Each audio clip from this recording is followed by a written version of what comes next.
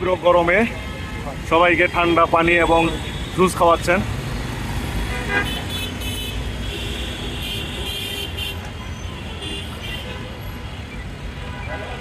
তীব্র গরমে যারা যে বাসের যাত্রী, হেল্পার, ড্রাইভার, কন্ডাক্টর বা যারা রাস্তা পথে পেরে আছে, তীব্র গরমে তাদেরকে আসলে ঠান্ডা পানি এবং জুস খাওয়ানো হচ্ছে।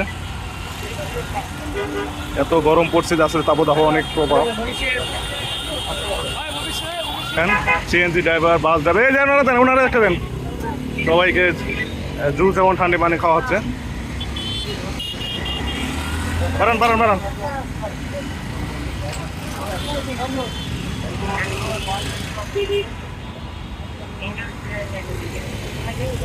সেন্সার নেন না।